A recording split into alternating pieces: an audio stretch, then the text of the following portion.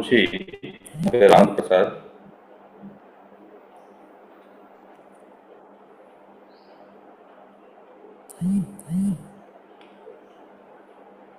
రెండు 2007లో నేను ధ్యానంలోకి రావడం జరిగింది. ధ్యానానికి ముందు సమాజం పట్ల సరైన అవగాహన లేకపోవడం వల్ల, నా పట్ల నాకు అవగాహన లేకపోవడం వల్ల, భక్తి మార్గంలో ఉన్నప్పటికీ ఆ భక్తి మార్గంలో సరైనటువంటి విధానాలు లేనందువల్ల నాకు అర్థం కాక ఒక కన్ఫ్యూజన్ స్టేట్. భగవంతుడు మన పనులన్నీ చేసి పెడతాడు, మనం అనే ఉద్దేశంతో మనం చాలా అంటే ఎంత పని చేసినా సరే భగవంతుడే చూసుకుంటాడు, ఆయనే అని వదిలేసి మన పని మనం చేసుకుంటూ పోదామని చెప్పేసి అనుకుంటే అది ఆ అవగాహన సమస్య. సో సమాజం అనేది సరిగ్గా లేనప్పుడు మన విచక్షణ అనేది పనిచేయాలి, ఆ విచక్షణతో పనిచేయాలనే విషయాలు మనకు అప్పుడు అర్థం కాకపోవడం వల్ల ఉద్యోగాలు వ్యాపారాల్లో నష్టం జరగడం, ఆ తర్వాత ఒక కన్ఫ్యూజన్ స్టేట్ నుంచి సో నేను ధ్యానంలోకి రావడం. అంటే ధ్యానంలోకి రావడం అనేది అది కాకతాళీయంగా జరగలేదు, విశ్వ ప్రణాళిక ప్రకారమే జరిగి ఉండొచ్చు. ఎందుకంటే ఇదంతా ఒక పరంపర. మనకి ఎప్పుడు ఏ జ్ఞానం కానీ ధ్యానం కానీ అందాలంటే ఆ టైం వచ్చినప్పుడే అది జరుగుతుంది. సో కాబట్టి నేను సమస్యలు సాల్వ్ అవుతాయని రాలేదు. ధ్యానం అనేది కేవలం నా మార్గంలో అది వచ్చింది నా దగ్గరికి. సో నేను ఏది నా జీవితంలోకి వచ్చినా దాన్ని సీరియస్గానే నేను అనుసరిస్తాను.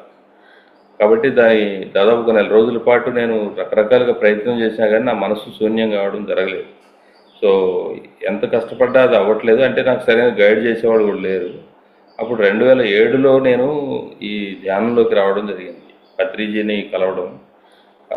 పత్రిజీని కలిసిన తర్వాత ఆయన నన్ను ఒక జగద్గురువుగా సంబోధించడం జరిగింది. నేను అంతకుముందు దాదాపు నా 1990 నుంచి నేను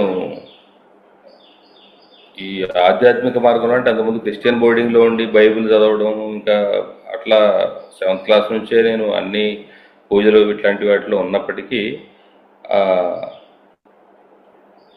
అప్పుడు చేయవలసి వచ్చేవి అవన్నీ. అది ఎందుకు చేస్తున్నామో కూడా తెలియదు. కానీ మనం ఏదైనా సమస్య వచ్చినప్పుడు భగవంతుడు ఆ సమస్యని పరిష్కరించు అని మనం అడగడం అనేది సహజం. అది జరగవచ్చు, జరగకపోవచ్చు. బట్ ఒక సైన్స్, దాని వెనక ఒక సైన్స్ అనేది, అంటే అది ఎలా జరుగుతుంది అనేది కొంత అవగాహన నాకు అప్పుడు, అంటే మనం అడిగినప్పుడు జరుగుతాయి కూడా కొన్ని విషయాలు. అవి అంటే మన విశ్వాసం వల్ల అవి జరుగుతాయని జీసస్ చెప్పినట్లు, నీ విశ్వాసమే నిన్ను స్వస్థతపరుస్తుంది, నేను కాదు అని చెప్పేసి ఆయన అన్న మాటలు నేను బైబిల్లో చదివా కానీ నాకు అది అర్థం కాలేదు. తర్వాత నేను అసలు అంటే సేవ చేయడం నాకు బాగా ఇంట్రెస్ట్ ఉండేది కాబట్టి నేను సేవ చేద్దాం అనుకున్నప్పుడు ఆ ఫాదర్గా నేను వెళ్ళాలనుకున్నా. కానీ మా ఫాదరు దానికి యాక్సెప్ట్ చేయకపోవడం వల్ల, నేను బేసిక్గా హిందూ అయి ఉండడం వల్ల, నేను తర్వాత షిరిడి సాయి అంటే అక్కడ దయామయుడు, కరుణామయుడు ఇట్లాంటి సినిమాల్లో యాక్ట్ చేసిన విజయ్ చందర్ షిరిడి సాయి జీవిత చరిత్ర కూడా యాక్ట్ చేయడం వల్ల ఆయన జీసస్ లాగానే అనిపించాడు షిరిడి సాయిబాబా కూడా. సో కాబట్టి అంటే యాక్ట్ చేసినటువంటి హీరో సేమ్, పాత్రలు వేరు.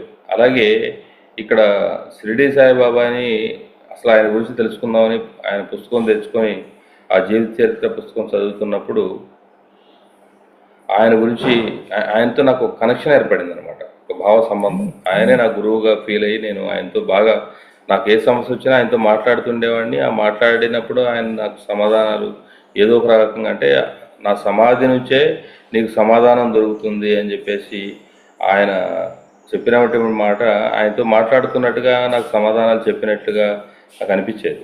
ఆ తర్వాత బయట మనము చుట్టూ ఉన్న ప్రపంచాన్ని చూస్తాం. సాయిబాబా దగ్గరికి వెళ్ళినప్పుడు అర్ధరాత్రి 12 గంటలకి కాగడ హారతికి వెళ్తే పొద్దున్న 4-5ంటికి విఐపి టికెట్లు తీసుకొని వచ్చేస్తారు చాలామంది. మనం 12 గంటల నుంచి ఎంత కష్టపడుతుంటే 4 గంటలకు 5 గంటలకు విఐపి, దేవుడి దగ్గర కూడా ఇలాంటి వాళ్ళు ఉంటారా? ఆ బాబా ఉన్నప్పుడు అలా జరిగేది కాదు కదా. ఆయన అందరికీ ప్రిఫరెన్స్ ఇచ్చేవాళ్ళు. మరి వీళ్ళంతా వ్యాపారం చేస్తున్నారు అని అంటే అక్కడ జరిగే బాబా ఎంత గొప్పవాడైనప్పటికీ ఆ బాబా చుట్టే ఉండేటువంటి పబ్లిక్ ఎవరైతే అక్కడ అది నడిపించే వాళ్ళు ఉంటారో వాళ్ళని చూసినప్పుడు మనకి కొంత వ్యతిరేక భావన కలుగుతుంది. ఆ వ్యతిరేక భావంతో నేను సాయిబాబాకి ఇదంతా ఇక్కడ కూడా కరప్షన్ జరుగుతుంది, కరెక్ట్ కాదు అని చెప్పేసి ఆయన సాయిబాబాని వదిలేశాను. ఆ తర్వాత మళ్ళీ నాకు వెంకటేశ్వర స్వామి కనెక్ట్ అయ్యారు. ఏదో ఒక మార్గం అంటే ఒక దైవ మార్గంలోకి వచ్చిన తర్వాత ఇది ఒక పెద్ద లంపటం అనమాట. అంటే అది మంచికే కావచ్చేమో, కానీ మనకి ఒకటి కనెక్షన్ ఏదో ఒక రకంగా మళ్ళీ దొరుకుతుంది తప్పకుండా. అలాగే వెంకటేశ్వర స్వామి నాకు పరిచయం అవడంతో మళ్ళీ ఆయన చుట్టూ తిరగడం, ఆ తర్వాత మళ్ళీ అలా ఇంకా మనం ప్రయాణంలో ఎవరు కనెక్ట్ అయితే వాళ్ళకి సంబంధించినటువంటి విషయాలను తెలుసుకోవడం, పూజ చేయడం, అలా ఇంకా అందరికీ అయ్యప్పమాల వేసుకోవడం, ఆ దీక్షలు ఇంకా ఎంతోమందితో పరిచయాల వల్ల ఒకళ్ళు గాయత్రి మంత్రం చెప్పుకుంటారు, ఇంకొకళ్ళు సహస్రనామం లలిత సహస్రనామం చేసుకోమంటారు, కొంతమంది విష్ణు సహస్రనామం చేసుకుంటారు. ఇట్లా ఎవరు చెప్పినా సరే దాన్ని కాదనకుండా నేను ప్రతి ఒక్క దాన్ని యాడ్ చేసుకుంటూ వెళ్ళాను. సో 4 గంటలకు దేవుడి గదిలోకి వెళ్తే 10 గంటలకు బయటకు వచ్చేవాడిని. అలాంటి ఒక పరిస్థితుల్లో నేను ఇవేమి అంటే నేను అనుకున్న స్థాయిలో నా భౌతిక జీవితంలో నాకు ప్రయోజనాలు కలగనప్పుడు ఇదంతా కరెక్ట్ కాదు అని చెప్పేసి నేను దాని నుంచి అలా వదిలేయడం, అన్నీ వదిలేసి ఎప్పుడైతే పత్రిజీని కలిశానో అప్పుడు ధ్యానము, ఈ యొక్క పిరమిడ్స్ ఇట్లాంటి వీటిని అంటే నేను స్వామి వివేకానంద చదివినప్పుడు ఆయన ప్రపంచంలో నిజమైన సేవ ఏదైతే ఉందో అది విద్య, వైద్యం. సో చదువులేని వాడికి విద్యను అందిస్తే వాడి కాళ్ళ మీద వాడు బతుకుతాడు, ఎవడి మీద ఆధారపడ్డాడు. అలాగే అనారోగ్యంగా ఉండేవాడికి ఆ ఆరోగ్యాన్ని ఇస్తే వాడు కూడా ఎవడి మీద ఆధారపడ్డాడు. ఈ ఇద్దరుకి మనం సేవ చేయాలి, నిజమైన సేవ అదే. ఆ తర్వాత ఒక పిరమిడ్ అనేది ఒక సూపర్ స్పెషాలిటీ హాస్పిటల్ లాంటిది. అక్కడ ఎలాంటి వైద్యం, ఎందుకంటే ఎంతోమందికి హాస్టల్లో సర్జరీలు జరగడం ఇట్లాంటివి ఎన్నో మనకి ఎక్స్పీరియన్స్ వస్తూ ఉంటాయి. సో అలా మరి ఇవన్నీ ఆ పిరమిడ్ నిర్మాణాలు చేయించడము, ధ్యాన ప్రచారం చేయడమే నా లక్ష్యంగా అంటే మార్చుకున్నాను అన్నమాట. మార్చుకొని నేను ఎప్పుడైతే సో ఇలా ఎప్పుడైతే నేను ఇంకా అవన్నీ చేసుకుంటూ ఎప్పుడైతే వచ్చాను నేను అంటే అది ఇందులోకి వచ్చిన తర్వాత నా జీవిత లక్ష్యాన్ని నేను మార్చుకున్నా. అంటే ఆత్మవిద్య అందిస్తే ఇక్కడ అక్షరం లేని వాళ్ళు కూడా ఆత్మవిద్య నేర్చుకోవచ్చు. కాబట్టి ఆత్మవిద్య అందించడము, దాన్ని ప్రచారం చేయడం, ధ్యానాన్ని ప్రచారం చేయడం, రెండోది సో పిరమిడ్ కన్స్ట్రక్షన్స్ చేయించడం అనే 2 పనులు నేను విస్తృతంగా తిరిగి ప్రచారం చేయడం. సో ధ్యానం చేయడానికి ఆటంకంగా ఉన్నటువంటి మాంసాహారాన్ని ఆపితే తప్ప వాళ్ళ జీవితంలో ముందుకెళ్ళలేరు. కాబట్టి మాంసాన్ని మానేయడం, శాకాహారిగా మారడం అనేది ఒక దీన్ని ఆ శాకాహార ర్యాలీలు చేయడం, 2017లో తెలంగాణ రాష్ట్రం మొత్తం శాకాహార ర్యాలీలు నిర్వహించడం, అలాగే తెలుగు రాష్ట్రాల్లో అన్ని చోట్ల కూడా ప్రచారం చేయడం, ఇలా నా జీవితం కొనసాగుతుంది. సో ఇక్కడ ఈ రోజున మన టాపిక్ ఏంటంటే గురు చైతన్యం. సో గురు చైతన్యం అంటే గురువు యొక్క అంటే గురువు అనేది ఒక వ్యక్తి కాదు. గురువు అంటే బరువైనవాడు, అంటే బరువు అంటే వెలుగునిచ్చేవాడు, జ్ఞానాన్ని ఇచ్చేవాడు. సో చీకటిని పారదోలేవాడు. ఎక్కడైతే చీకటి ఉందో అక్కడ అజ్ఞానం ఉంటుంది. ఇప్పుడు ఇక్కడ జ్ఞానము, అజ్ఞానం మనకు భౌతిక జీవితంలో మనం చూసినప్పుడు లైట్ ఆఫ్ చేస్తే అక్కడ చీకటిగా ఉంటుంది. చీకటిగా ఉన్నప్పుడు మనకు అక్కడ ఏం కనిపించదు. లైట్ వేస్తే మనకు కనిపిస్తుంది. అక్కడ అప్పుడు మనకి ఎక్కడ ఏది ఉందనేది మనకు అర్థమవుతుంది, తెలుస్తుంది. సో అక్కడ చీకటి, వెలుగు. ఇక్కడ మన లోపల కూడా చీకటి ఉంటే మనకేం అర్థం కాదు, వెలుగు ఉంటే అర్థమవుతుంది. వెలుగు రావాలంటే శక్తి కావాలి. ఇక్కడ మనకు బల్బు వెలగాలంటే దానిలో పవర్ రావాలి. పవర్ వస్తేనే బల్బు వెలుగుతుంది, బల్బు వెలిగితేనే అక్కడ అన్నీ కనిపిస్తాయి. అలాగే ఇక్కడ జ్ఞానం కనిపించడం అనేది జ్ఞానం అయితే, ఆ పవర్ శక్తి అయితే, శక్తి, వెలుగు, అలాగే జ్ఞానం ఈ 3 కలిసే ఉంటాయి. అవి వేరువేరుగా మనం చెప్పినప్పటికీ, వేరువేరుగా ఉన్నప్పటికీ ఈ 3 ఒకసారే జరుగుతుంటాయి అన్నమాట. అలాగే మన లోపల కూడా అజ్ఞానం ఉంటుంది. అంటే ఎలా వచ్చింది ఈ అజ్ఞానం అనేది? ఈ జ్ఞానం లేకపోవడం అనేది ఎలా వచ్చింది? మనము ఈ పాంచభౌతికమైనటువంటి శరీరాన్ని మనం తీసుకున్నాం. ఈ శరీరానికి లక్షణాలు ఉంటాయి. ప్రతి పదార్థానికి ఇప్పుడు ఉప్పు ఉంది, ఉప్పుగా ఉంటుంది. అలాగే కారం కారంగా ఉంటుంది. ప్రతి ఒక్క పదార్థం దాని యొక్క తత్వాన్ని కలిగి ఉంటుంది. అలాగే ఈ పంచభూతాలకు కూడా ఈ పంచభూతాలు ఎప్పుడైతే కలుస్తాయో అప్పుడు దానికి గుణాలు ఏర్పడతాయి. ఆ గుణాలు అనేవి ప్రతి దానికి గుణం ఉన్నట్టుగా మన యొక్క శరీరానికి కూడా తమో రజో సత్వగుణాలు అనేవి ఉన్నాయి. ఈ సత్వగుణాలు అనేవి ఈ మూడు గుణాలు ఏవైతే ఉన్నాయో ఈ 3 గుణాల వల్ల మనం కర్మలు చేస్తుంటాం. ఈ కర్మల వల్ల ఫలితాలు వస్తుంటాయి. ఈ ఫలితాల కారణంగా మళ్ళీ మనం కర్మలు చేస్తాం, వాసనలు ఏర్పడతాయి. ఈ వాసనల మూలంగా మళ్ళీ మనం అలాంటి అంటే వాసన అంటే ఫర్ ఎగ్జాంపుల్ నేను గతంలో చిరంజీవి సినిమా చూసా, లేదా ఒక మంచి ఇడ్లీ తిన్నా, లేదా ఏదన్నా ఒక చర్య చేసినప్పుడు అది మళ్ళీ చేయాలనిపిస్తుంది. అంటే అది ఇప్పుడు లేదు, ఆ సినిమా ఇప్పుడు లేదు, ఆ ఇడ్లీ లేదు, లేదా ఒక చర్య ఇప్పుడు లేదు, కానీ మళ్ళీ అలా చేస్తే బాగుంటుంది అని మళ్ళీ మళ్ళీ మనకు అనిపిస్తుంది అనమాట. అది వాసన. ఈ వాసనల వల్లే మళ్ళీ మనం జన్మ తీసుకుంటాం. ఆ జన్మల వల్ల మళ్ళీ కర్మలు, ఈ కర్మలు గుణాన్ని బట్టి చేస్తాం. ఇవన్నీ ఒకదానితో ఒకటి ముడిపడి ఉంది. మరి ఈ గుణాలు నిర్గుణిగా శుద్ధ సాత్వికంగా మారాలి, శుద్ధ సాత్వికం నుంచి నిర్గుణిగా మారాలి.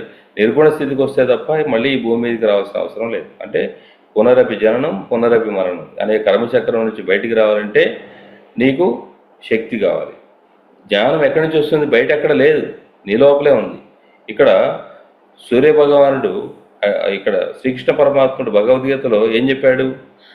భగవంతుడు అంటే ఇక్కడ శ్రీకృష్ణ పరమాత్ముడు అంటున్నాం మనం. పరమాత్ముడు అంటే పరమాత్ముడు శ్రీకృష్ణుడి పాత్రలో ద్వారా జ్ఞానాన్ని ఇచ్చాడు. అంటే భగవాన్ ఉవాచ, శ్రీకృష్ణ ఉవాచ అనట్లేదు అక్కడ. అంటే భగవాన్ ఉవాచ, భగవంతుడు అనేవాడు శ్రీకృష్ణుడి రూపంలో ఇక్కడ జ్ఞానాన్ని ఏమన్నాడు? నేను మొట్టమొదట ఈ జ్ఞానాన్ని సూర్యుడికి ఇచ్చాను అన్నాడు. అంటే ఇప్పుడు జ్ఞానం సూర్యుడి దగ్గర ఉంది, సూర్యుడు వెలుగు, సూర్యుడే గురువు. సో అలాంటి ఒక చైతన్యము, అలాంటి ఒక గురువు, అలాంటి ఒక శక్తి స్వరూపుడైన వాడు ఎవరిలోకి వస్తే అంటే ఆ సూర్యుడి నుంచి వచ్చేది ప్రాణశక్తి. ఇప్పుడు మనం ఇది సూర్యనాడి అంటాం, ఇది చంద్రనాడి అంటాం. సూర్యుడి ద్వారా మనం ప్రాణశక్తిని తీసుకుంటూ ఉంటాం నిరంతరం. మన సుషుమ్నా నాడి అంటే సూర్యుడి యొక్క కేంద్రం నుంచి సుషుమ్నా నాడి ద్వారా మన శరీరంలోకి శక్తిని నింపుకుంటాం. సో ఈ ప్రాణశక్తి ఏదైతే ఉందో అది సూర్యుడి నుంచి వస్తుంది. ఈ ప్రాణశక్తి అనేది, ఈ ప్రాణం అనేది లోపలికి వస్తేనే మన ఆలోచన వస్తుంది. ఆ ప్రాణశక్తి ద్వారా ఆలోచన. మన శ్వాస ఆపేస్తే మనకు ఆలోచన రాదు. మీరు కావాలంటే ఒక 10 లెక్క పెడతా, నేను కౌంట్ చేస్తా, మీరు శ్వాస ఆపండి చూద్దాం. Okay, ready? మీరు శ్వాసను తీసుకోవడం మొదలటం ఆపేయండి. 1 2 3 4 5 6 7 8 9 10. సో మీకు ఏమైనా ఆలోచన వచ్చిందా అంటే లేదు. ఎందుకు లేదు? మీ శ్వాస తీసుకోవట్లేదు. అంటే మీ ఆలోచన, మీ మనసు పనిచేయాలంటే మనసు అనేది ఆలోచన చేస్తుంది. ఈ ఆలోచన అనేది, ఈ మనసు అనేది పనిచేయాలంటే ఈ శ్వాస ఉండాలి. శ్వాస లేకపోతే అది పనిచేయదు. అంటే ఈ శ్వాస ఎక్కడి నుంచి వస్తుంది అంటే సూర్యుడి నుంచి వస్తుంది. సో ఈ సూర్యుడి నుంచి ఆలోచన వస్తుంది. ఆ ఆలోచనే మాటగా మారుతుంది. నా మాట జ్ఞానంగా మారాలి అంటే నేను సూర్యుడితో కనెక్షన్, అంటే అది నిరంతరం జరుగుతుంది. నిరంతరం మనం శ్వాస తీసుకుంటూనే ఉన్నాం. ఈ శ్వాస తీసుకునేది ఎరుకతో చేస్తే, అంటే ధ్యానం అనేది, మనం ధ్యానం ద్వారా శక్తి వస్తుంది. ఈ శక్తి అనేది ఎరుకను పెంచుతుంది. చూడండి, బాగా గమనించండి. ధ్యానం చేస్తున్నప్పుడు మనకు శక్తి వస్తుంది. ఈ శక్తి అనేది ఇక్కడ ఆలోచనలు అనేవి, ఆలోచనలు రావడం వేరు, ఆలోచించడం వేరు. ఆలోచనలు రావడం వేరు, ఆలోచించడం వేరు. ఇప్పుడు మనం ఈ శ్వాస మీద ధ్యాస పెట్టలేదు, అంటే ఈ గమనించట్లేదు మనం. ఈ ప్రాణశక్తి మన లోపలికి వస్తున్న విషయాన్ని మనం గమనించకపోతే ఆలోచనలు వస్తూ ఉంటాయి. ఎక్కడికి అయ్యే ఆలోచనలు అంటే గతానివో భవిష్యత్తువో. సో లేదా ఇక్కడ ఈ గతం అంటే మనం కానీ ఇతరులు కానీ విడుదల చేసినటువంటి విషయాలు, అరువు తెచ్చుకున్నాయి అవి. సో లేదా భవిష్యత్తు, అవి లేవు ఇప్పుడు. భవిష్యత్తు ఏవో ఆలోచిస్తుంటాం. ఈ గతంలోకి భవిష్యత్తులోకి ఎప్పుడు వెళ్తామంటే మనం ఎరుకలో లేనప్పుడు, అంటే శ్వాస మీద ధ్యాస పెట్టనప్పుడు. ఈ శ్వాస మీద ధ్యాస అనేది పెట్టినప్పుడు ఆలోచనలు వస్తాయి. ఆలోచనలు అనేవి అవి ఆలోచనలు అంటే థాట్స్. ఆలోచించడం వేరు, ఆలోచన రావడం వేరు. సో ఆలోచనలు వస్తూ ఉండడం సహజం. మన గతంలో ఉన్న ఆలోచనలు స్లో అవుతూ ఉంటాయి. దాన్ని కూడా గమనించాలి. సో మనం ఎప్పుడైతే గమనిస్తుంటామో కొత్తగా ఆలోచన చేయాలంటే శక్తి కావాలి. ఆలోచన అనేది చేయాల్సిన అవసరం లేదు. ఇక్కడ ఆలోచనలు వస్తే రానే ఉంటాయి, అవన్నీ థాట్స్ వస్తున్నాయి. సో వచ్చే వాటిని మనం గమనించాలి. సో వాటి వెంటబడి పోకూడదు. వాటి వెంట పరిగెత్తకుండా మనం కేవలం గమనిస్తూ ఉంటే కొన్నాళ్ళు వచ్చిన తర్వాత అవే పోతాయి, ఇంకా రావు. సో ఉన్నాయన్నీ లోపల ఉన్న డస్ట్ అంతా బయటికి వెళ్ళిపోవాలి. లోపల సబ్కాన్షియస్లో ఉన్నటువంటి ఆలోచనలన్నీ బయటికి వెళ్ళిపోతాయి. సో ఇవన్నీ రావడానికి ఎవరు సహాయపడుతున్నారు? మనకి శ్వాస సహాయపడుతుంది. ఈ శ్వాస ఎక్కడి నుంచి వచ్చింది? సూర్యుడి నుంచి వచ్చింది. ఈ సూర్యుడి నుంచి వచ్చినప్పుడు ఏం జరుగుతుంది? ఈ శ్వాస మనం ధ్యాస పెట్టినప్పుడు శక్తి ప్రవహిస్తుంది. ఈ శక్తి అనేది ఏంటి? కాంతి. కాంతి అనేది ఏంటి? జ్ఞానం. సో కాంతి లోపలికి వచ్చినప్పుడు నీ లోపల ఉన్నటువంటి అజ్ఞానం తొలగించబడి నీకు జ్ఞానంగా మారుతుంది. అంటే మన గురువు ఎవరు అంటే శ్వాస. అంటే ఇక్కడ ఇంకొంచెం వెనక్కి వెళ్తే సూర్యుడు. ఇక్కడ సూర్యుడు అనగానే మళ్ళీ ఏం చేస్తాం? మళ్ళీ సూర్యుడికి పూజలు చేయడం మొదలు పెడతాం. సూర్య భగవానుడికి మనం రోజు పూజలు, మళ్ళీ అష్టోత్తరాలు, సహస్రనామాలు అవి చేస్తే ఏమి రావు. అలాగే భగవంతుడి యొక్క శక్తిని ఉపయోగించుకోవాలి. ఇక్కడ మనం కరెంటు ఉంది, కరెంటుని మనం ఉపయోగించుకోవాలి. కానీ ఓ కరెంట్ ఆయన మహా స్వామి నువ్వు మరి వాళ్ళ ఇంట్లో మంచి ఫ్యాన్గా తిరుగుతున్నావంట, మా ఇంట్లో కూడా ఫ్యాన్ తిరగాలి అని మనం ఆ ఫ్యాన్కి సహస్రనామాలు చేయం, ఏసీకి సహస్రనామాలు చేయం, టీవీకి సహస్రనామాలు చేయం. సో మనం వాటిని పూజించం, అదేందా వాటిని వాడుకుంటాం. అలాగే భగవంతుడి యొక్క శక్తిని వాడుకోవాలి. ఆ భగవంతుడు ఈ కరెంటుని మనం వాడుకుంటున్నాం. వాడుకోవడానికి దానిలో చక్కగా అంటే ఆ కరెంటుని ఎలా ఉత్పత్తి చేయాలి, ఆ ఉత్పత్తి చేసిన కరెంటుని కొన్ని నియమాలు, ఫ్యారడే లాస్ ఉంటాయి. ఆ లాస్ ప్రకారం అంటే సూత్రం ప్రకారం దాన్ని ఏం చేయాలి? సరి అయినటువంటి పద్ధతిలో దాన్ని పెట్టుకొని తద్వారా నువ్వు దాన్ని ఉపయోగించుకోవాలి. ఆ పవర్ని నువ్వు ఎలాగైతే ఉపయోగించుకుంటావో, కరెంటును నువ్వు ఎలాగైతే ఉపయోగించుకుంటావో అలాగే నీవు నీ యొక్క శక్తిని ఆ యొక్క పంచభూతాలు. ఇక్కడ దేవతలు అంటే ఎవరు? దేవతలు అంటే మనం పూజించే చాలామంది ఉంటారు దేవతలు. వాళ్ళందరూ కూడా ఈ పంచభూతాలను ఉపయోగించుకునే దేవతలుగా మారారు. సో ఆ పవర్ని, కరెంటుని మనం ఉత్పత్తి చేసి దాన్ని సరైనటువంటి మార్గంలో మనం ఎలాగైతే ఉపయోగించుకుంటామో ఈ దేవతా శక్తుల్ని కూడా మనం సరిగా ఉపయోగించుకోవాలి. ఈ పంచభూతాలని, మన శరీరంలో ఉన్న పంచభూతాలు కూడా ఆ పంచభూతాలు అది ప్రపంచం. అంటే ఈ ప్రపంచం అంతా, ఈ ప్రపంచము అంటే పంచమే, 5 ఉన్నాయి, విశేషంగా ఉన్నాయి. మన లోపల కూడా పంచాలే ఉన్నాయి, 5 ఉన్నాయి. సో ఈ పంచభూతాలు, ఆ పంచభూతాలు. సో ఈ పంచభూతాలని మనం సరిగా ఉపయోగించుకోవాలి. వాటి యొక్క స్వరూపం ఏంటనేది మనకు అర్థం చేసుకోవాలి. అర్థం చేసుకోవాలంటే ఏం చేయాలి? ముందుగా ఫస్ట్ ఈ పంచభూతాలతో నిర్మితమైనటువంటి దేహం అపరిశుభ్రంగా ఉంది. మన సరికాని ఆలోచనల వల్ల, సరికాని మాటల వల్ల, సరికాని చేష్టల వల్ల, సరికాని ఆహారం వల్ల, సో సరికాని జీవన విధానం వల్ల ఇవన్నీ కూడా భ్రష్టు పట్టిపోయింది. కాబట్టి ఈ శరీరాన్ని మనం శుద్ధి చేసుకోవాలి. సో దాన్ని శక్తివంతంగా తయారు చేసుకోవాలి, దాన్ని వెలిగించుకోవాలి, కాంతివంతంగా తయారు చేయాలి. ఎప్పుడైతే ఇది కాంతివంతంగా తయారు చేస్తుందో నీ జ్ఞానం, నీ గురువు ఎక్కడ ఉంటాడు? నీ లోపలనే ఉంటాడు, నీ శ్వాసగా, నీ ఆత్మగా. కాబట్టి నీవు గురువు చైతన్యం అనేది ఉంది తప్ప ఆ గురువు లేడు. అందుకే పత్రిజీ చాలా క్లియర్గా నీ శ్వాసే నీ గురువు అన్నారు, కానీ నా గురువు అనలేదు, నేను గురువుని అనలేదు, నా గురువు గారు అనలేదు. సో సదానంద యోగి నాకు ఎంతో జ్ఞానాన్ని, అంటే సరైనటువంటి విషయాల్ని ఆయన తెలియజేశారు. సో మనం గురువు అంటాం వాడుక భాషలో, కానీ అంతకుముందే నేను ఎన్లైటెడ్ అయ్యా. నేను ఈ పని చేయడానికి నాకు సహకారం అందించారు, నాకు మార్గదర్శనం చేశారు.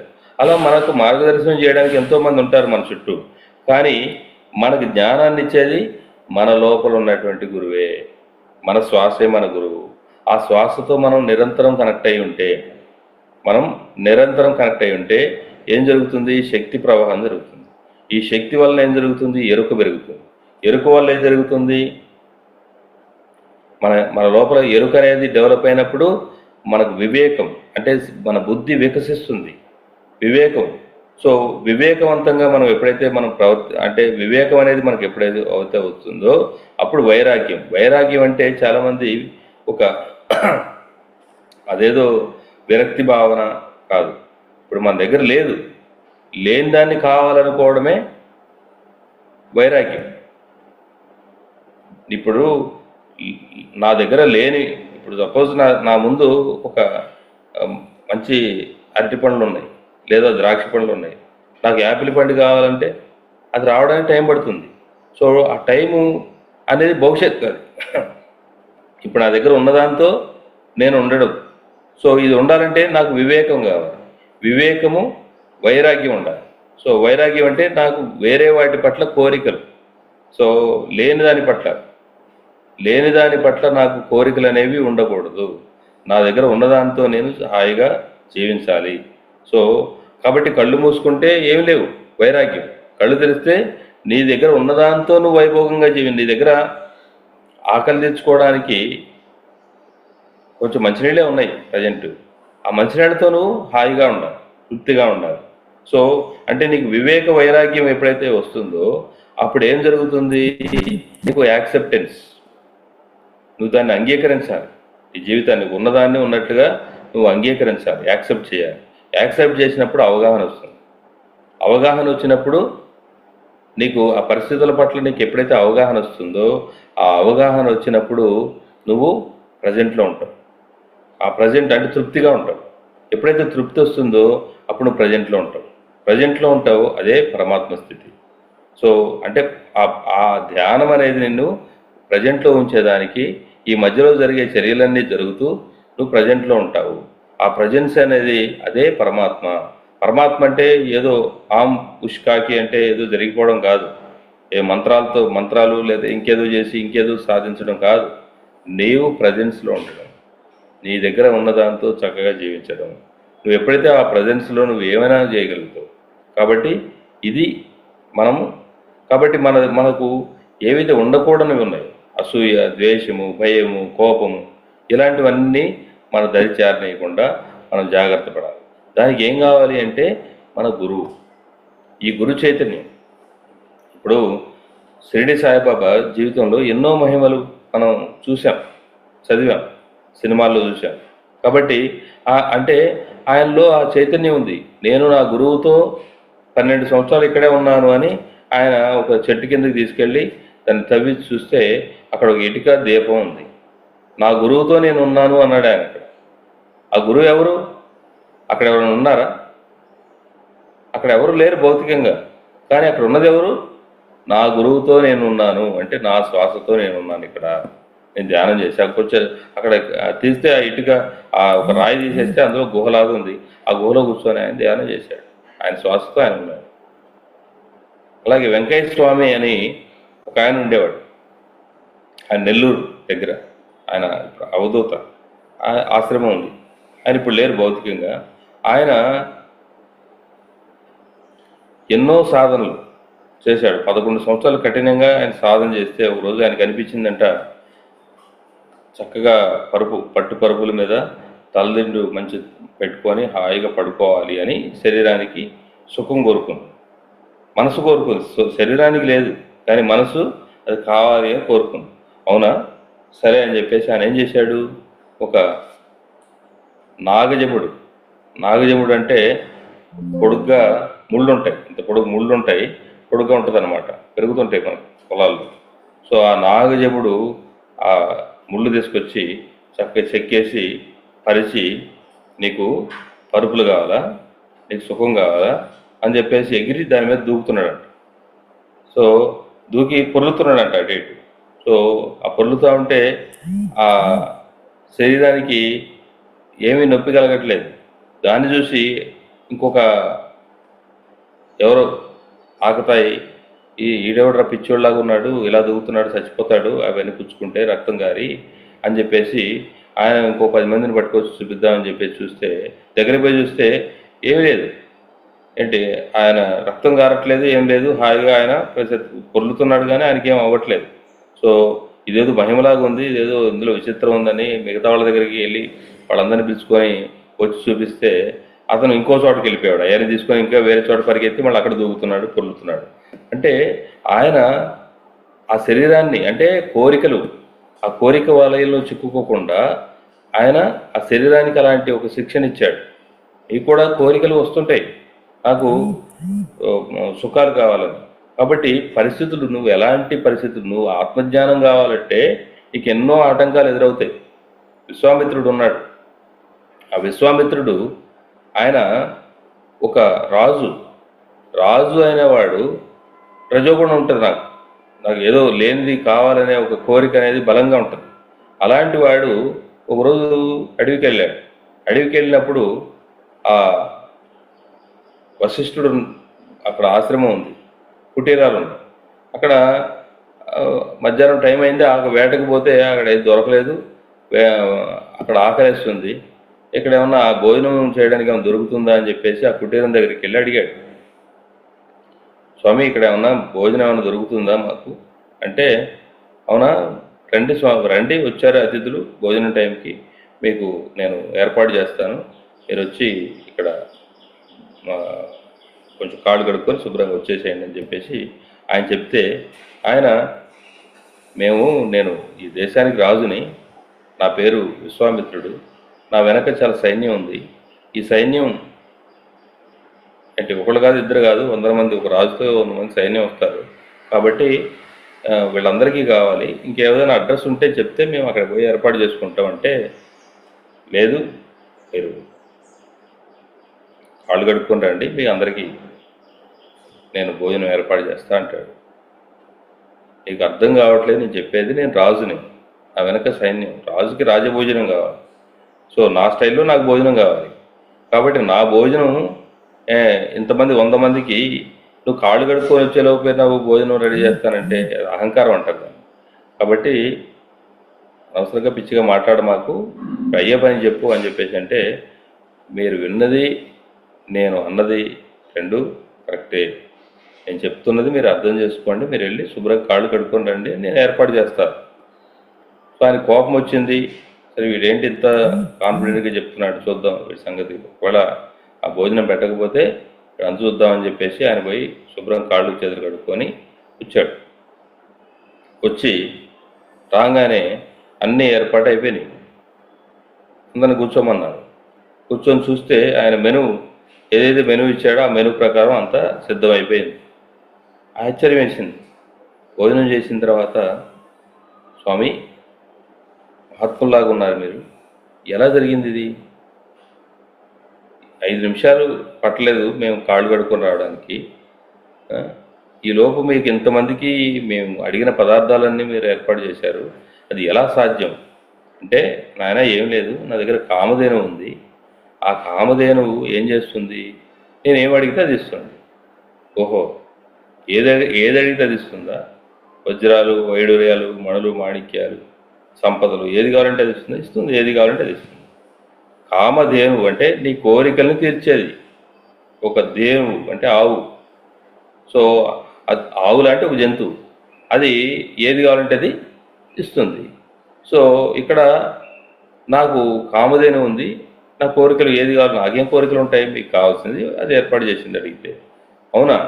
సో అయితే నీకేం కోరికలు లేవు కదా, నేను రాజుని, ఈ దేశానికి రాజుని, నా ప్రజలకు చాలా అవసరాలు ఉంటాయి, ఆ అవసరాలను తీర్చాలంటే నీ కామధేనువు నీ దగ్గర ఉంటే ఏమో ఉపయోగం, నా దగ్గర నేను తీసుకెళ్తా, నాకు ఇచ్చేయి.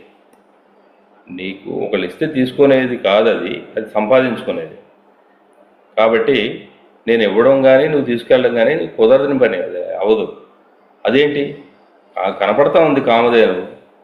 సో నేను రాజుని, నేను అడుగుతున్నా, ఈ రాజ్యంలో ఉన్న ప్రతి వస్తువు నాదే, అధికారం నాకుంది.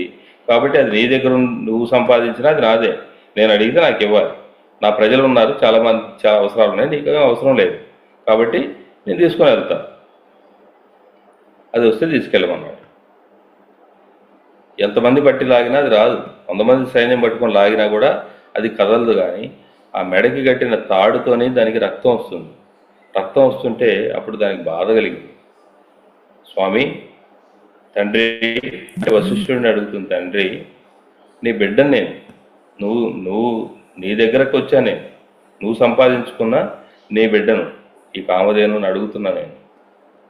అంత క్రూరంగా రాక్షసంగా నన్ను హింస పెడుతుంటే, లాక్కెళ్తుంటే కనీసం నువ్వు ఆపవా?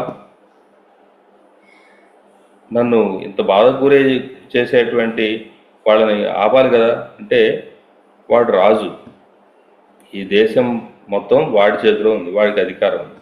నేను ఈ దేశంలో కేవలం సన్యాసిని. ఆ రాజుతో నేనేం యుద్ధం చేయాలి? నేను యుద్ధం చేసేవాడిని కాదు కదా, నేను ఒక సాధు సంతుని. కాబట్టి అది నా పని కాదు. అంటే నిన్నెవడు చేయమన్నాడు యుద్ధం? నువ్వు కావాల్సిన దాన్నంతా నేను ఇస్తున్నా కదా. అలాగే నువ్వు ఒక ఆర్డర్ చెయ్యి, నువ్వు ఒక ఆజ్ఞ ఇస్తే నేను నా పని చేసుకుంటా. ఓకే, నువ్వేం చేయాలనుకుంటే అది చేసేయి. అప్పుడు అని ఆజ్ఞ ఇచ్చినప్పుడు ఆ కామధేనువు నుంచి మొత్తం అన్ని ఆయుధాలన్నీ కూడా వెళ్ళి వాళ్ళని పంపించేస్తుంది. అంటే ఓడగొడుతుంది అనమాట, ఓడిస్తుంది. అప్పుడు దీంతో ఇలా కాదని చెప్పేసి ఆయన వెళ్ళిపోతాడు. సో అంటే కామధేనువు భోజనమే కాదు, ఏం కావాలంటే అది చేస్తుంది. సో ఆయనకి దీంతో ఇలా కాదని ఇంకొంతమంది సైన్యాన్ని తీసుకొచ్చి అక్కడ ఆయనకున్న 100 కొడుకుల్ని కూడా చంపేస్తారు దీంతో. కానీ వాళ్ళందరినీ చంపగలిగాడు. కానీ ఇక్కడ వశిష్ఠ మహర్షితోని యుద్ధం చేయడానికి ఆయన దగ్గర ఒక మంత్రదండం, అంటే ఈ జపం చేసుకునే ఋషుల దగ్గర ఉంటుంది దండం అని, కర్రలాంటి. సో దాని మీద ఇలా చేయబెట్టి వాళ్ళు తపస్సు చేస్తుంటారు. సో అలా జపం చేస్తుంటారు అనమాట. ఆయన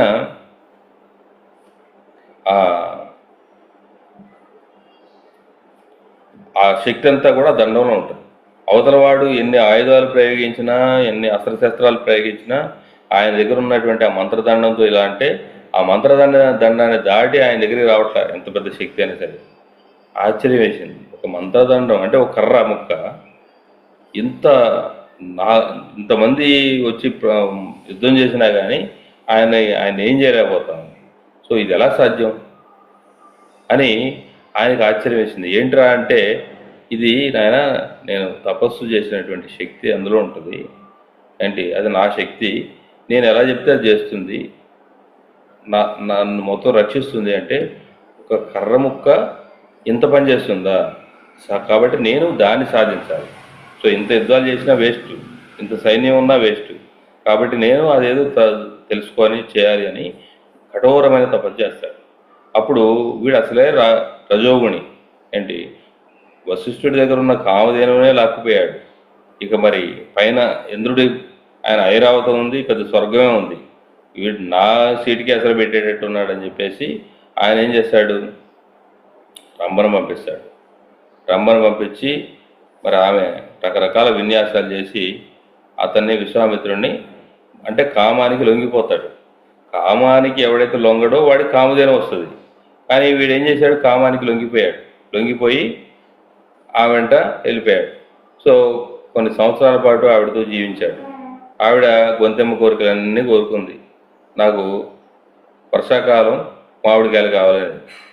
వర్షాకాలం ఎండాకాలంలో వస్తాయి మామిడికాయలు, వర్షాకాలంలో రావు కదా, శీతాకాలంలో రావు కదా. ఆ కాలం లేని కాలంలో నాకు అవి కావాలి ఇవి కావాలని కోరికలతోని ఏంటి ఆయన దగ్గర ఉన్న శక్తిని మొత్తం వృధా చేసి పడేసి, శక్తి మొత్తం అయిపోయిన తర్వాత బాయ్ బాయ్ నా పని అయిపోయింది వెళ్ళిపోతా. సో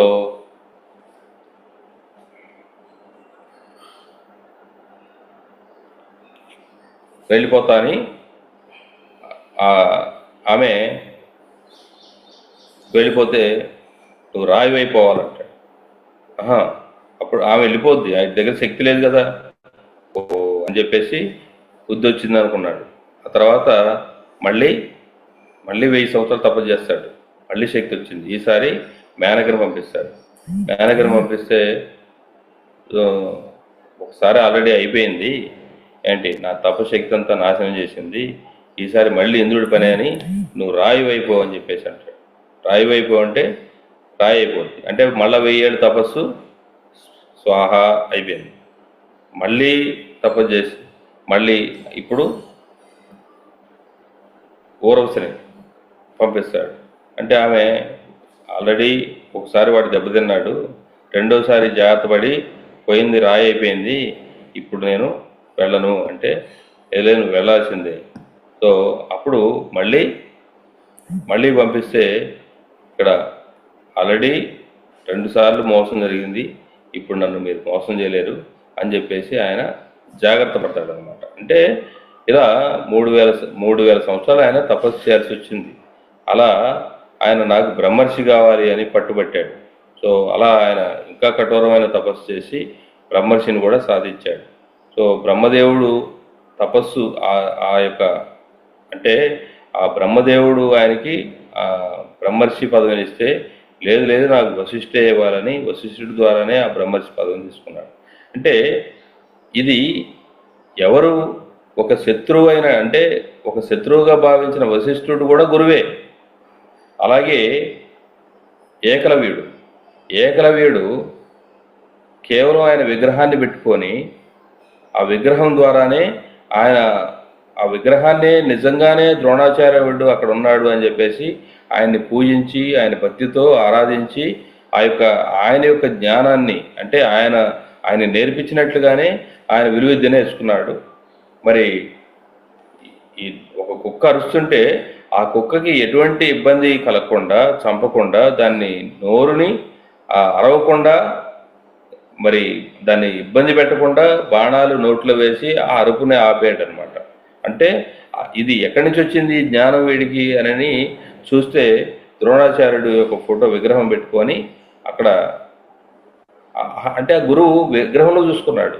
అంటే గురువు చైతన్యం ఉంది, గురువు లేడు. ఒక విగ్రహం ద్వారా కూడా ఆయన జ్ఞానాన్ని సంపాదించుకున్నాడు. అంటే నీ యొక్క కఠోరమైనటువంటి దీక్ష, తపస్సు, సో నువ్వు పట్టుదల ఎప్పుడైతే నీకు ఉంటుందో నువ్వు ఏదైనా సాధించగలుగుతావు. ఈ విశ్వంలో ఈ శ్వాసే నీ గురువుగా పనిచేస్తుంది, గురు చైతన్యం ఉంది. అలా రకరకాల ఎంతోమంది గురువులు ఉన్నారు భూమి మీద.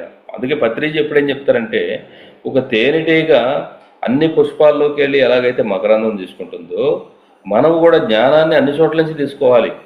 నేను ఇక్కడే వీళ్ళ దగ్గరే తీసుకుంటా, వాళ్ళే నా గురువు, పత్రిజీ నా గురువు, ఇంకే వాళ్ళ గురువు కాదు, వీళ్ళు గురువు కాదు, వీళ్ళు మన సొసైటీ కాదు, వాళ్ళు మన సొసైటీ కాదు, తప్పు. అవన్నీ రాంగ్ పర్సెప్షన్స్. పత్రిజీ ఎప్పుడు అలా చెప్పలేదు. పత్రిజీ చెప్పింది ఏంటి? నీ శ్వాసే నీ గురువు, అందరి దగ్గరికి వెళ్ళి అందరి దగ్గర నుంచి జ్ఞానాన్ని తీసుకో, సజ్జన సాంగత్యం చేయి, నీ పక్కన ఉన్నవాడు కూడా నీ గురువే.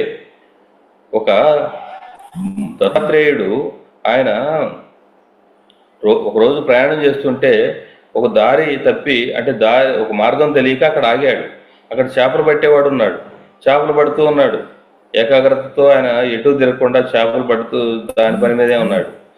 ఆ దత్తాత్రేయుడు వెళ్ళి, బాబు నాయన అని ఎన్నిసార్లు పిలిచినా ఆయన పలకడు. ఏమైంది? ఆయన ఏకాగ్రత చేపలు పట్టే దాని మీదే ఉంది. ఒక గంట అయిపోయిన తర్వాత అప్పుడు ఇటు తిరిగి చూస్తే దత్తాత్రేయుడు ఉన్నాడు. స్వామి మిమ్మల్ని చూడలేదు, మిమ్మల్ని పోల్చుకో, దయచేసి క్షమించండి, ఇప్పుడు చెప్పండి నేను మీకు ఎలా సహాయపడగలను అని ఆయన నమస్కారం చేశాడు. అప్పుడు ఆ దత్తాత్రేయుడు, ఆయన గంట సేపు అయింది నేను ఇక్కడ కూర్చొని, నేను అడుగుతున్నాను, నువ్వు సమాధానం చెప్పట్లేదు, నేను ఈ మార్గంగా వెళ్తున్నా, ఫలానా అడ్రస్ నాకు దొరకలేదు, కాబట్టి నువ్వు ఆ అడ్రస్ ఏమైనా నాకు చెప్తావేమో అని నేను వెయిట్ చేస్తున్నా అంటే, అప్పుడు క్షమించండి స్వామి, నేను ఈ చేపలు పట్టే సమయంలో నాకు వేరే ఏది ధ్యాస ఉండదు, ఎటు ఆలోచించను, నాకు అసలు వేరే ఆలోచన అది, ఇదే నాకు కాన్సన్ట్రేషన్, దాని మీదనే నేను ఉంటాను ఎప్పుడు, కాబట్టి నన్ను క్షమించండి అంటే, లేదు లేదు నువ్వు సరిగ్గానే ఉన్నావు, నా దీక్షలో అంటే నేను ఏదైతే సాధించాలని నా మార్గం నేను ఉన్నానో ఆ మార్గంలో నీలాగా నేను గనక ఏకాగ్రత ఉంటే నేను దాన్ని సాధిస్తాను, కాబట్టి నువ్వే నా గురువు అని చెప్పేసి ఆయనకు నమస్కారం చేశాడు.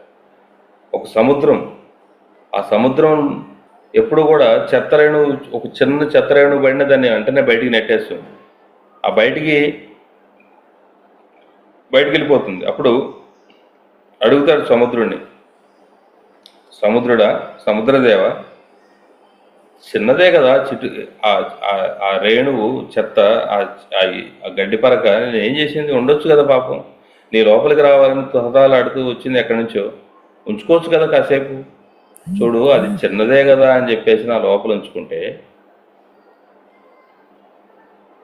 ఒక్కోటి చేరుతూనే ఉంటాయి. మొత్తం ప్రపంచంలో ఉన్న చెత్త అంతా నా లోపలే ఉంటుంది. కాబట్టి నా చెత్త నేను ఎప్పటికప్పుడు శుభ్రం చేసుకుంటాను, క్లీన్ చేసుకుంటా. అలాగే నీ శరీరంలో 70% నీరు ఉంది. ఆ 70% నీరులో ఉన్నటువంటి నువ్వు మలినాలని ఎప్పటికప్పుడు నువ్వేం చేయాలి?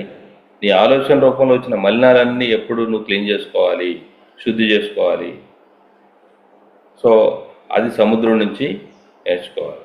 ఒక కుక్క తన యజమాని పట్ల ఎంత విశ్వాసంతో ఉంటుంది, కాబట్టి నువ్వు ఆ విశ్వాసాన్ని నేర్చుకోవాలి. అలా ప్రతి జంతువు, ఒక తాబేలు ఉంది, తాబేలు తన ఇంద్రియాలను ముడుచుకుంటుంది ఎప్పుడు కూడా. కాబట్టి నువ్వు ఆ తాబేలు ఒక గురువు అయింది అంటే ఇట్లా ఒక ప్రకృతి నీకు నేర్పించడానికి సిద్ధంగా ఉంటుంది. ఒక సందర్భంలో పత్రేజీ మొట్టమొదట సార్తో పాటు నేను ప్రయాణం చేస్తున్నప్పుడు నన్ను క్వశ్చన్ అడగమన్నాడు. ఎనీ క్వశ్చన్స్ అని అన్నాడు. నా పక్కన ఇంకొక అమ్మాయి ఉంది. ఆ అమ్మాయిని ఫస్ట్ అడిగారు, నిజమైన గురువు అంటే ఎవరు అని. వెరీ గుడ్ క్వశ్చన్, క్లాప్స్ కొట్టండి అన్నారు. అందరూ క్లాప్స్ కొట్టారు. ఆ తర్వాత వెరీ స్టూపిడ్ క్వశ్చన్, నిజమైన గురువు ఎక్కడా ఉండడు, నిజమైన శిష్యుడు ఉంటాడు. నువ్వు నిజమైన శిష్యుడు అయితే నీ నిజమైన గురువు తారసపడతాడు. ఇప్పుడు నీ లోపలే ఉన్నాడు దేవుడు బయట ఎక్కడా లేడు. నీ లోపల ఉన్న దేవుడిని నువ్వు గుర్తించలేవు, కానీ నీ గురువు నీ గుర్తు చేస్తాడు. ఎవరు నీ గురువు అంటే శ్వాసే గురువు. ఈ శ్వాస మీద ధ్యాస పెట్టినప్పుడు శక్తి వస్తుంది, శక్తి వచ్చినప్పుడు ఎరుకు వస్తుంది, ఎరుకు వచ్చినప్పుడు వివేక వైరాగ్యం కలుగుతుంది, వివేక వైరాగ్యం కలిగినప్పుడు నీకు యాక్సెప్టెన్స్ వస్తుంది, యాక్సెప్టెన్స్ వచ్చినప్పుడు నీకు అవగాహన పెరుగుతుంది, అవగాహన ఉన్నప్పుడు నువ్వు ప్రజెంట్లో ఉంటావు, తృప్తి కలుగుతుంది, తృప్తి కలిగినప్పుడు నువ్వు ప్రజెంట్లో ఉంటావు. సో అంటే అప్పుడు నీకు అర్థమవుతుంది, నీ లోపల ఉన్న దైవత్వం నీకు అర్థమవుతుంది. నీ గురువు నీకు, నీ శ్వాస అనే గురువు నీకు నీ లోపల ఉన్న దైవత్వాన్ని నీకు గుర్తు చేస్తాడు, నీ జ్ఞానాన్ని నీకు తెలియజేస్తాడు. దానికి ఈ మధ్యలో ధ్యానము, సజ్జన సాంగత్యము, స్వాధ్యాయం అనేక రూపాల్లో నువ్వు దాన్ని ఎప్పటికప్పుడు క్లారిఫై చేసుకోవాలి. ఎప్పటికప్పుడు నువ్వు క్లారిఫై చేసుకుంటూ ఉంటే అప్పుడు నీ యొక్క అద్భుతమైనటువంటి విజ్ఞానం అనేది నీ లోపల నుంచి బయటకు వస్తుంది. కాబట్టి గురువు ఎక్కడున్నాడు? గురు చైతన్యం ఉంది, గురువు లేడు. గురువు అనేవాడు భౌతికంగా లేడు. ఆ జ్ఞానము, ఆ విజ్ఞానము ఎవరో ఒకరి ద్వారా వ్యక్తమవుతుంది. కాబట్టి ఒక వస్తువుగా గురువు లేడు, ఒక శక్తిగా ఉంది, ఒక చైతన్యంగా ఉంది. దాన్ని పట్టుకోవాలి. ఆ చైతన్యాన్ని పట్టుకొని మనం ప్రయాణం చేయాలి తప్ప వ్యక్తుల్ని పట్టుకొని కాదు, విగ్రహాలను పట్టుకొని కాదు, ఫోటోలను పట్టుకొని కాదు. ఆ ఫోటోల్లోనూ విగ్రహాల్లోనూ లేదు చైతన్య విస్తరణ. ఎవరైతే శ్వాస మీద ధ్యాస పెడతారో ఆ శ్వాస మీద ధ్యాస పెట్టిన వాళ్ళ యొక్క పంచభౌతికమైనటువంటి పంచ కోశాలు అంటే ప్రాణకోశము, మనోమయ కోశము, విజ్ఞానమయ కోశం, అన్నమయ కోశం, ప్రాణమయ కోశం, మనోమయ కోశం, ఆనందమయ కోశం, విజ్ఞానమయ కోశం, ఆనందమయ కోశం, ఈ 5 కోశాలు. అలాగే విశ్వమయ కోశం, నిర్వాణమయ కోశం, 7 కోశాలు.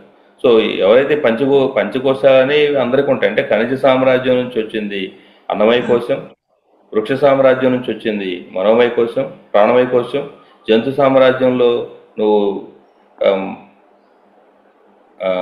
మనోమయ కోశాన్ని, అలాగే మానవ సామ్రాజ్యంలో విజ్ఞానమయ కోశాన్ని, మానవ సామ్రాజ్యంలో ఉన్న ఫీలింగ్స్, ఎమోషన్స్ ఇవన్నీ కూడా ఆనందమయ కోశంలో ఉంటాయి.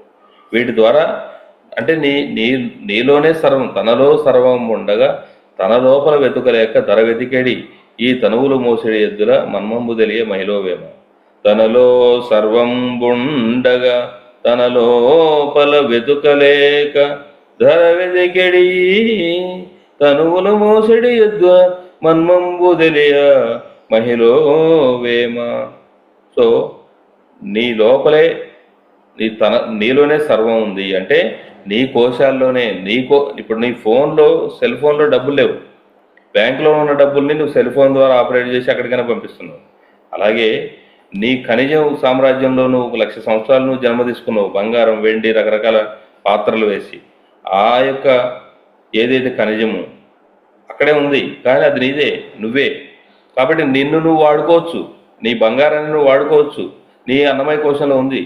అలాగే వృక్ష సామ్రాజ్యంలో ఉన్నటువంటి ఇందాక తాబేలు లేకపోతే జంతు రూపంలో ఉన్నటువంటివి లేదా వృక్ష సామ్రాజ్యంలో ఆ వృక్షాల్లో ఉన్నటువంటి ఔషధ గుణాలన్నీ నువ్వే ఒక చెట్టుగా ఉన్నావు, నువ్వే ఒక మొక్కగా ఉన్నావు, నువ్వే అనేక రకాలుగా నువ్వు జన్మ తీసుకున్నావు ఎన్నో జన్మల్లో. ఆ చైతన్యాన్ని, ఆ యొక్క శక్తిని నువ్వు నీ ప్రాణమయ కోశంలో ఉన్నటువంటి ఆ యొక్క కోశంతో ఆ ఆ జ్ఞానం నువ్వు సెల్ ఫోన్లో ఉన్న బ్యాంకులో ఉన్న డబ్బుల్ని సెల్ ఫోన్తో ఎలా ఆపరేట్ చేస్తున్నావు, ఈ శరీరం ద్వారా నువ్వు ఆపరేట్ చేయొచ్చు. అలా నువ్వు విశ్వ కళ్యాణం అందరిలోనూ ఆ దైవమే ఉంది అని ఆ దైవత్వం అందరిలో ఉన్న దైవత్వాన్ని చూసి అందరికీ ఆ యొక్క దైవ సేవ చేస్తావో, మానవ సేవ కాదు మాధవ సేవ చేస్తావో, మాధవ సేవే మానవ సేవ, అందరికీ ధ్యానం నేర్పిస్తావో అప్పుడు విశ్వమయ కోశం డెవలప్ అవుతుంది. ఆ తర్వాత నువ్వు అటాచ్మెంట్ అనేది ఉండకూడదు. మా పిరమిడ్ సొసైటీ లేదా మా వాళ్ళు మీ వాళ్ళు ఏంటి మా ఊరు ఏం లేదు, అంతా ఒకటే ఈ భూమండలం అంతా. ఇది అందరినీ బంధాలు అటాచ్మెంట్ అనేది వదిలేసి ఓకే బై నేను వచ్చిన పని అయిపోయిందని ఎప్పుడైతే నువ్వు వెళ్ళిపోతావో అప్పుడు నిర్వాణమయ కోశం అనేది డెవలప్ అయిన తర్వాతనే వెళ్తావు, వదిలేస్తావు.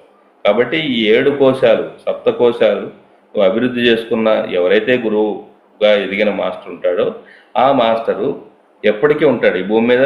ఆయన పని ఉన్నంత వరకు ఆయన కోశాల రూపంలో ఉంటాడు.